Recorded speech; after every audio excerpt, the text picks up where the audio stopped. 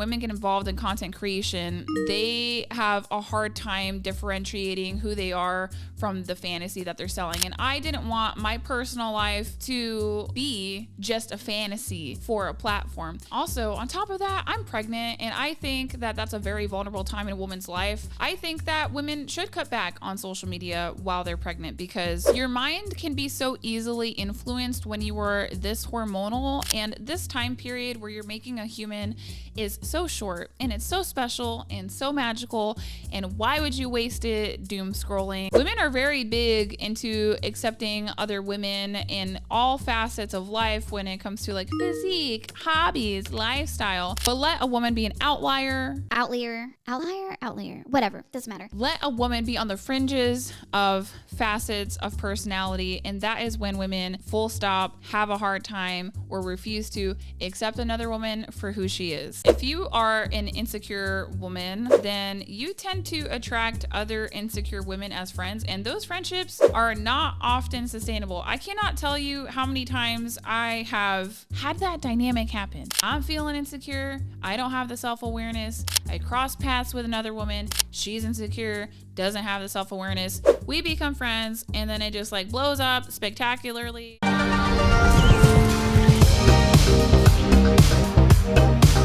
Welcome back to the Femcast. If you're new here, my name is Allie, and I am a right-wing family girl and cultural commentator, except it has been a while since I have done a video, and we're going to talk about why today, as well as talk about my take and perspective on the challenges of female friendships in America today. So if you like this content, make sure you give it a big thumbs up, subscribe down below, and hit the notification bell. I brought notes today, so I can tell you it is going to be a long one. So get cozy, get comfortable, get a drink, and get a snack. I cut back on social media and content creation for a lot of reasons, but the primary reason being that I struggled to find work-life balance between content creation and being a wife, mom, and homemaker. And I figured, well, the whole idea of me being a homemaker was that I didn't have to work. I'm not financially dependent on the income that my social media generates. So I thought, well, why don't I pull back on that? I also felt called by God to double down and invest more in my home and in my real life too. And it paid back tenfold with women who are not comfortable being homemakers, or they are finding that it doesn't come naturally to them. It is like all things in life, it's a skill. And so if you are not putting the reps in, if you're not putting the work in, you're not going to get the results that you're looking for. I think that there's some things that women expect to fall in their lap or be easy and second nature. And that's not always true, but it is not popular to double down on homemaking, being a more emotionally available wife to your husband, or being a more involved mother. There's this drive for a lot of women to have professional success, and they don't know how to take the benchmarks for success and professionalism and rework them and reframe them into benchmarks for success in homemaking. If you learned a new recipe, congratulations. I think that's awesome and amazing. If your baby met a new milestone, I am so happy for you. If you and your husband are in a deeper and more intimate place than you've ever been before in your life because you applied yourself to your relationship, that is a win. But these are not things that can be quantitatively measured in the same way that a workplace success can be measured, whether it be finances or if in terms of social media as work, engagement, or what the company you work for provides to you as metrics of growth. A lot of women can't reconcile that. And so they think that their work in the home is meaningless. And they also sometimes don't have supportive friends that they can share their homemaking or wifely or motherly wins with. And I think that's really unfortunate and sad.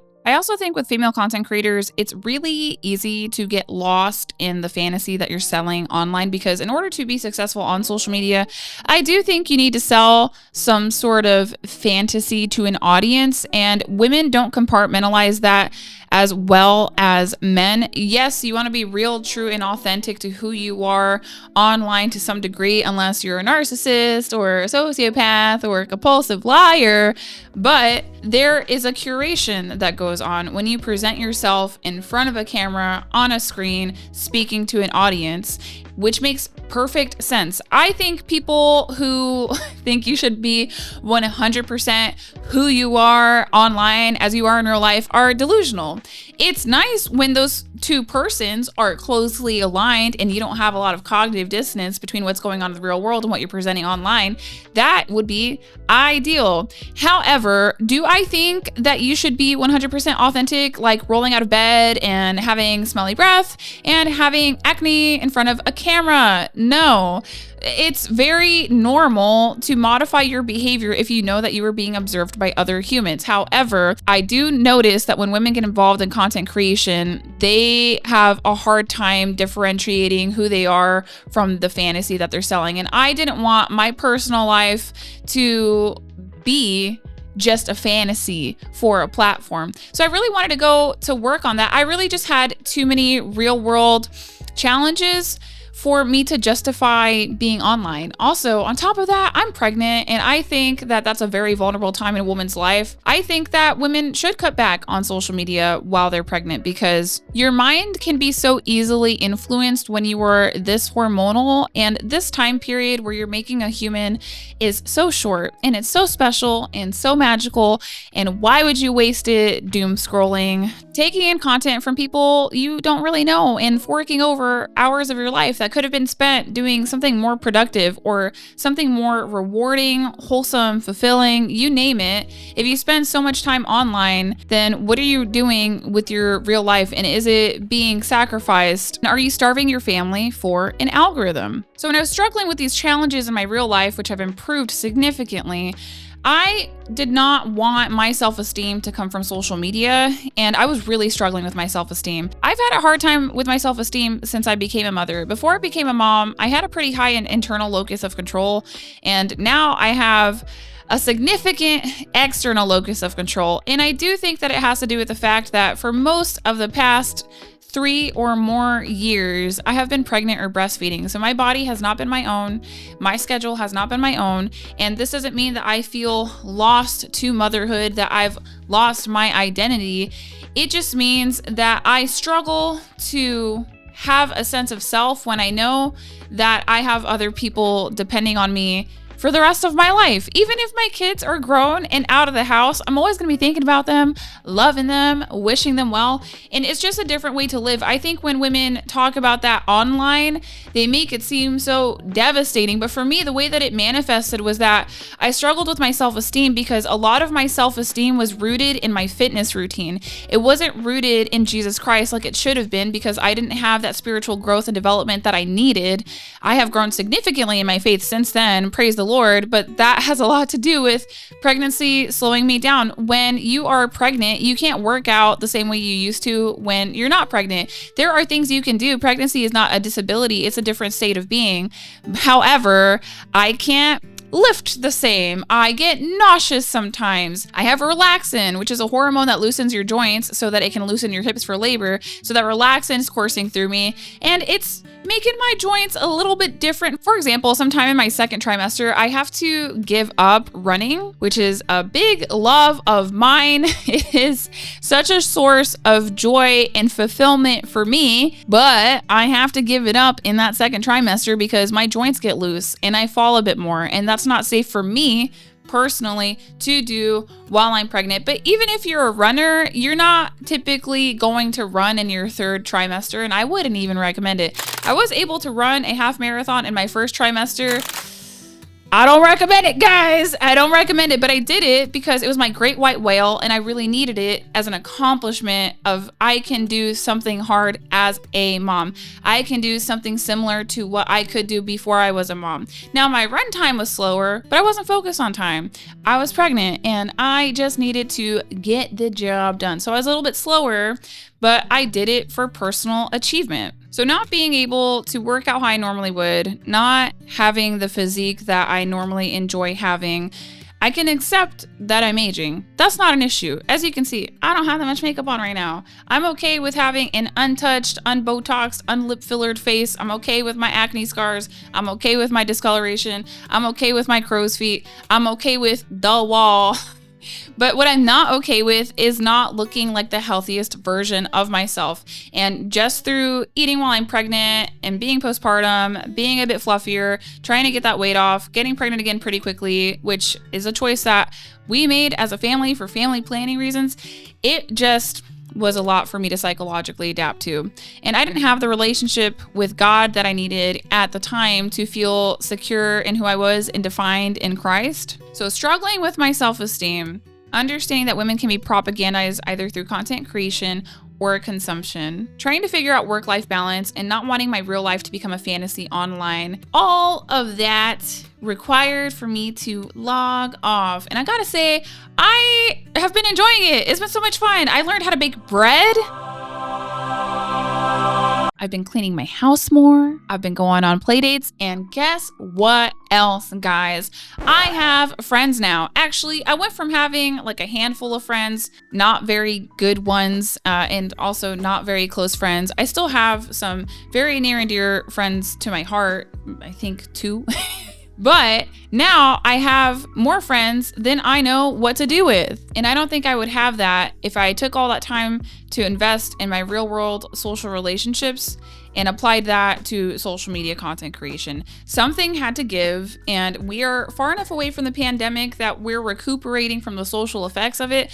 I think it is a waste of your life right now if you are a conservative and we have won the culture war for the time being. I think it's a waste of your time if you're not building your real world friendships and relationships, because we saw what happened with the pandemic. We saw for the most part that it was a psyop, and who are your homies gonna be for the next psyop? Because if they did it once, they're gonna do it again. And when I say they, I don't mean who Kanye West means, okay? I mean the powers that be. So you need some real world homies for the next go around, because we saw how tough it was the last time. And I wouldn't put it past the globalist agenda to try to do something like that again. And I want to say, I do want to make more content for you guys, but I don't know how to preserve my family's privacy while doing that at the same time. I very much struggle with that, and they're my priority right now. Like, I would love to do vlogs where I take you with me for the day to go and do stay-at-home mom things, and to do homemaking things, and to bake and cook and clean and show you what it's like to enjoy this lifestyle while investing in the early years of your children's life. However, I don't know how I feel about putting my family on camera. People don't even know my child's name. They don't know the sex of my next baby either. I keep them very close and guarded to my heart. So if I can ever reconcile how to do that, then yeah, I'll be doing some vlogs, but it's gonna be a while before I feel comfortable doing something like that. And I do think that there are ethical questions to be had for women who are mommy bloggers who make their husband and kids props in their life. There are some women who do family content in a very well polished way that's respectful to their families, and I want to shout them out right now. I'll link them in the description down below for you guys too. I really enjoy Bernadine Bluntly, and I enjoy Mrs. Midwest. Mrs. Midwest, if you look, she does her family vlogs. I'm a huge Mrs. Midwest stan. Y'all should know that by now. And I really appreciate the way Mrs. Midwest produces her content, because when I look at it, I don't see significant ethical concerns. They look like home videos that she's making for her family to watch later on in old age. And we're just lucky as an audience to be able to participate in that. But I've never seen her children or her husband painted in a negative light. Her kids are never having meltdowns. She's not putting a camera in their face while they're crying hysterically like some mommy bloggers do. And yeah, I have some questions about those women. So those are the women that I watch their family content, and I'm super inspired by that. But I just haven't figured out how I would do something like that. And you guys will be the first ones to know when I do. So let's move on to my take on female friendships. But first, if you want to know how to support the channel, you can subscribe over to my blog on Substack for $5 a month or $30 a year. I do not promise regular articles. I just have it provided to you guys as a way to donate to the platform. I am very busy now that I have a lot of friends, that I'm more invested in my home, so I can't make as much content as I used to. But if you want to toss me a tip here and there, that's one way to do it. Another way to do it is to support a young zebra family that got married, and the husband is an entrepreneur, and he has become so successful with his tallow soap business. In the description down below, TALLOW. If you are a crunchy mom, you will really like this soap. I'm going to be using this soap on my newborn, but the unscented kind. This stuff is really nourishing for your skin, and it gets you clean, and it doesn't make you feel that weird sensation of dryness when you use a traditional old school soap. By the way, some soaps aren't even soaps. You should read the boxes of what you're putting on your skin, because what is a beauty bar? A moisturizing bar? There's some weird stuff going on in the soap industry, but not with TALLOW soap. But yeah, lots of that skincare stuff is getting strange. Have y'all seen in Walmart lately whole body deodorant? What is that about? I don't think I'm supposed to be using deodorant on my whole body. That does not make sense. It's supposed to be in my armpits, at least in my opinion. It's supposed to be in my armpits. I don't know what y'all are doing out there, but it needs to stop. And when you buy this, you're supporting a Zoomer Christian family, and I cannot think of a better place to put your dollar. For starters, my take on female friendships is that it is a growing amount of women who struggle with female friendships.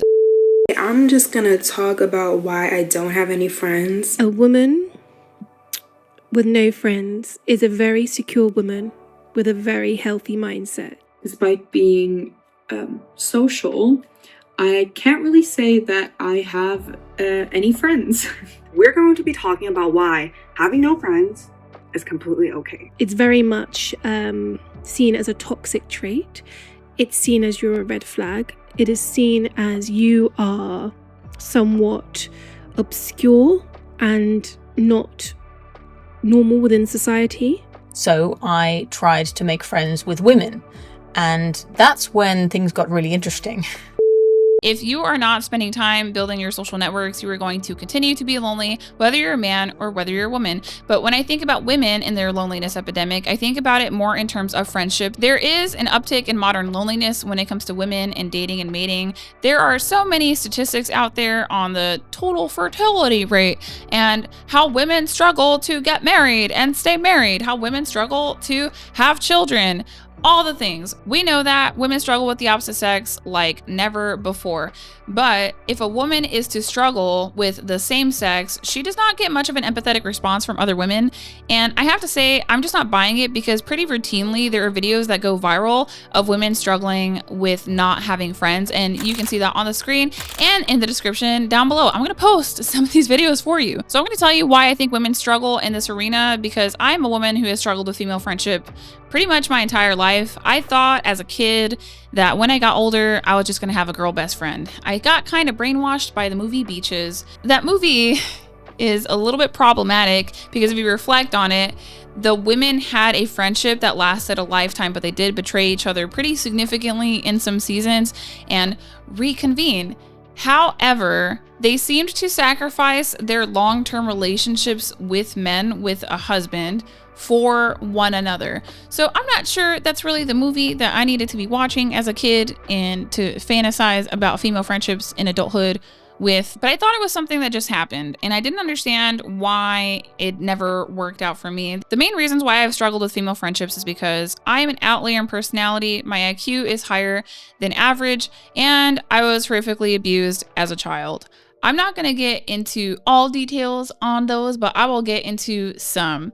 When it comes to being an outlier in personality, women really like conformity. So if there is some facet of your personality that is out there compared to your average woman, you struggle to conform. I am lower in agreeability than most women, but I am not lower in agreeability compared to your average man.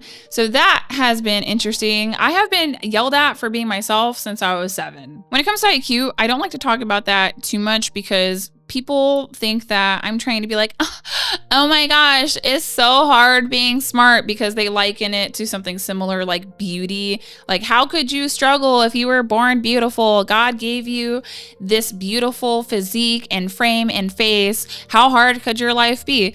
Beautiful people go through things too. But my thing that I was born with is intelligence. And it was very socially isolating as a child. And I will link an article that I wrote about that in the description down below for you guys to read. I've had my IQ IQ tested twice. In elementary school, I was put in the gifted and talented program. And then another time when I was in my later teens, I took an IQ test to join the military. That's what the ASVAB is. I'm not going to post my scores because I don't think it's relevant to the conversation. But when I talk about my intelligence, a lot of people kind of take it as, well, if you're so smart, why do you have to say it? Well, if you're so smart, then what about this woman moment you had? I've gone viral multiple times because I misread a graph. I can't read graphs, guys. I can't. Like, there's a lot of things I can do, but graphics, I don't have that, okay? It's not in my repertoire of high IQ things that I engage with. Sorry. But that's been a very lonely walk for me. And if you think that you're struggling socially because of an intelligence differential, I would recommend to you reading the book by Erin Clary, The Curse of the High IQ. I will also link that in the description down below. That description is going to be so long, guys. It's going to be so long, but it's going to be so good for you. And lastly, probably the primary reason I've struggled with female friendships is because I was horrifically abused as a child. I cannot go into details about that because it's not good to dwell on. Also, it's not table talk. But what I can say is that it has forever changed my brain. And so the way that I react into perceived or real stress in interpersonal relationships is not how someone who didn't have that experience would react. It's very easy for me to get put into a fight or flight response if I'm perceiving conflict with another woman, whether it is real or imagined. And oftentimes I do have to fact check myself, but women are not very accommodating to that, just so y'all know. And I can't expect them to be. I can't expect people to understand or be educated on trauma and brain changes. But it is interesting to see how unempathetic women can be, yet they will die on the hill that they are actually empathetic. Although the data suggests that either men and women are equally as empathetic or unempathetic as each other. With that being said, I have finally done it. I have a lot of friends now, and I've never had this many friends in my life. I have a roster of women that I can turn to. And I think it's founded on something genuine that can be long-standing. I wouldn't say that I have a best friend. I don't know if the Lord wants me to have a best friend, but I don't know if you need a best friend if you have 12 really good, sweet friends who would help you out if you were in a pinch. You know what I mean? So here are some struggles that I had with female friendships that might be helpful to some female listeners. Maybe you resonate, maybe you don't. Let me know in the comment section down below. You know what I won't do? I won't gaslight you about struggling with female friendships. That I can promise. Something I noticed is that if you are an insecure woman, then you tend to attract other insecure women as friends, and those friendships are not often sustainable. I cannot tell you how many times I have had that dynamic happen. I'm feeling insecure. I don't have the self-awareness. I cross paths with another woman. She's insecure, doesn't have the self-awareness. We become friends, and then it just blows up spectacularly, dramatically, scars me for life. And I'm like, okay, well, I hope I don't do that again.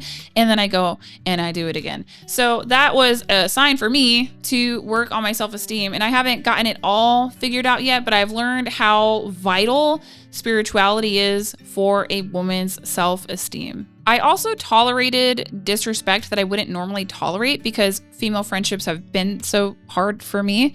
So if a female friend did disrespect me, I would just chalk it up to, well, oh, my friend is rude sometimes. It's okay. That's just who they are. Maybe they're bristly on occasion. Maybe she was having an off day. I would just think it's okay because when I love my friends, I love them and I'm loyal. However, enough times of being disrespected, either overtly or covertly, I start to get a lot of anxiety around that kind of person. And I have a hard time reading my body. Sometimes I attribute social anxiety to me being wrong or me being the bad guy. Sometimes that social anxiety is actually a signal to say, you're in danger. This woman does not like you. This woman hates you. This woman wants to hurt you, either emotionally, verbally, psychologically, or even physically. That's never happened, praise God. Having the social struggles that I have, having the anxiety that I have, yeah, I have misread my social anxiety as a me thing and not a them thing. I have come to find over the years that there are people that I do not experience social anxiety around at all. And that comes through time and trust building and knowing that they're in the friendship because they love me. They have room in their lives to love me in addition to their family.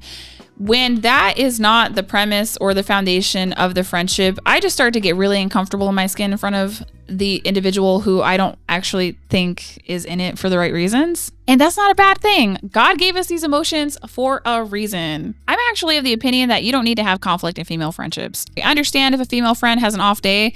However, what I have found is that if they do it once, they're going to do it multiple times. I am not saying to not give people a chance after they have overtly, not covertly, because sometimes you can misread that, if they have overtly disrespected you, if they are resorting to ad hominems and letting you have it. Because I struggled so much with female friendships, I tolerated a lot of disrespect that I shouldn't have because I didn't know how to defend myself or how to shut it down or how to say no. The reality is everyone is weird, everyone's got their quirks, everyone's got their stuff. And so if you think that you are in some morally superior position to a girlfriend of yours and you're deciding that today's the day that you're going to tell her what's going on, I would ask you to pause and reflect on where that's coming from. Why do you think that you need to let her know what's up? Especially if you're married and a mother. If you have conflict available to you in some of your female friendships, you're friends with someone that you're incompatible with, let them move on, let it go. Or you are conflict seeking because you have too much free time on your hands. I'm telling you, if you are really investing in your husband, your kids, and your home, which if you are a wife and mother, you should be. Female friendships matter, you need them. Your husband cannot be your best gal pal, but your husband is going to be there when your female friends are not. He is who you are yoked to for life. And if you are having all this free time to find conflict, I have questions about that. Idle hands are the devil's playground, and I do think that idle hands and friendships. I've seen a lot of women become cantankerous when they have too much free time on their hands as stay-at-home moms. I've come to the conclusion through the years that although I struggle socially, I might be uncouth, I might say the wrong thing at the wrong moment, but so long as I am not malicious, I am a loving and loyal friend. And just because I have these social challenges does not mean that I'm undeserving of friendship. And I wonder too, with women who have the bar set so high for who qualifies to be their friend, what are you going to do if you have a child that is socially uncouth, that says the wrong things at the wrong time? Is your plan to just socially shame them as they grow up? Or are you going to learn to love them and accept them for who they are? Women are very big into accepting other women in all facets of life when it comes to like physique, hobbies, lifestyle. But let a woman be on the fringes of personality traits, and that is when accepting another woman goes out the window. Because I have had that happen on multiple occasions where women misread me being glib for me being malicious, and I don't get grace in those interactions. I find women who respond like that, they're probably very controlling in their real lives, because in my opinion, you have to accept your friends for who they are, how they look, some of their habits, and their personality. And if you can't accept your friend for who they are, then you shouldn't be friends with them. Friends don't ask why they should be your friend. They just are. They just love you. And they love you because they want to, not because they want something from you. And in terms of what warrants conflict in female friendship, I don't think that it's necessary, because you can go two ways about it. Either both of you share your grievances with one another fairly regularly, or no one shares their grievances, because you can take the route of saying, that's just who my friend is. That's what they look like. That's what their habits are. That's what their personality is like. I love them anyway.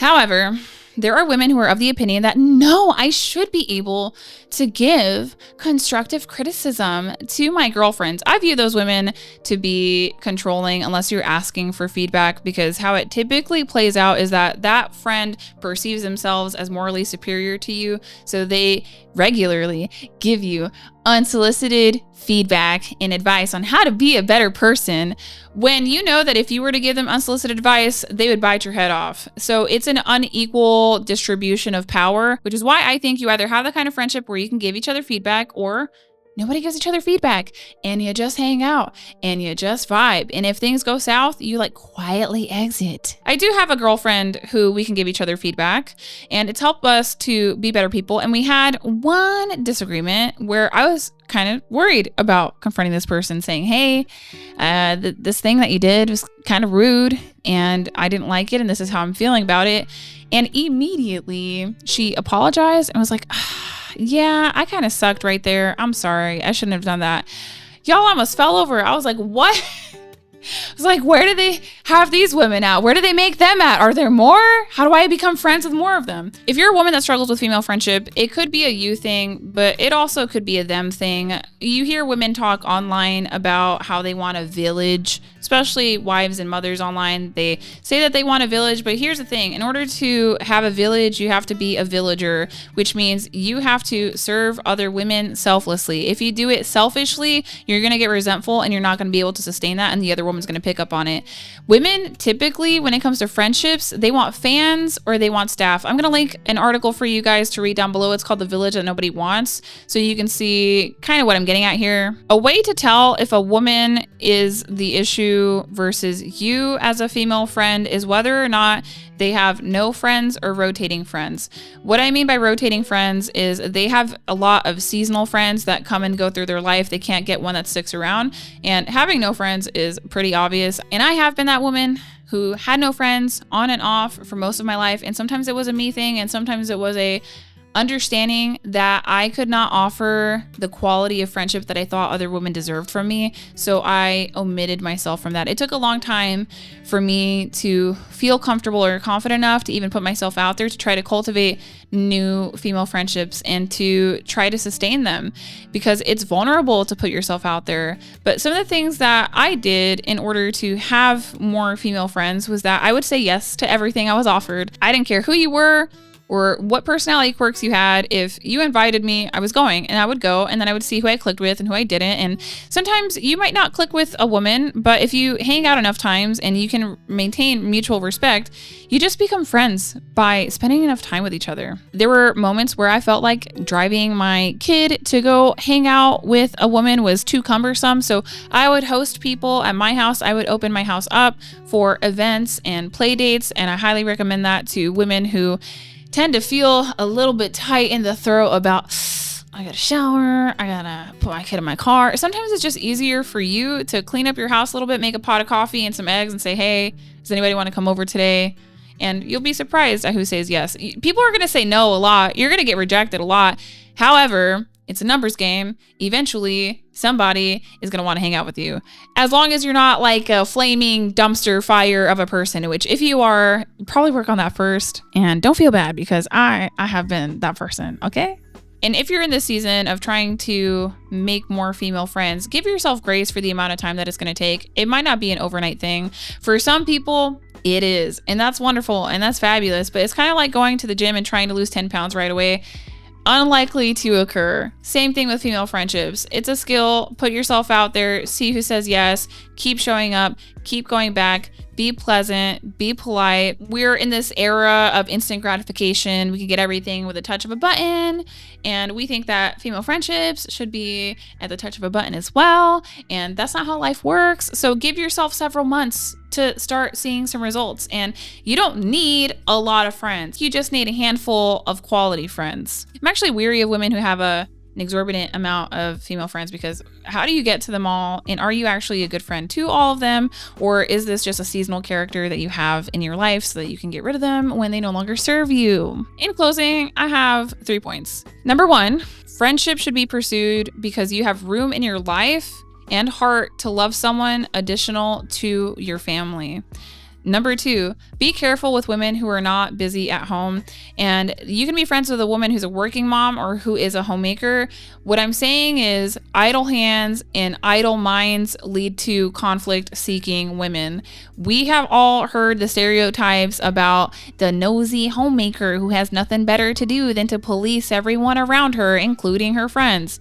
You don't want to be dealing with that. So make sure you're not friends with someone who seems to have an unusual amount of time to spend on their phone, or is addicted to their screen or social media. The women who are addicted to social media, they're tough to be friends with because their grasp on reality is not very firm. Number 3, I would be very wary of women who cannot empathize with your challenges.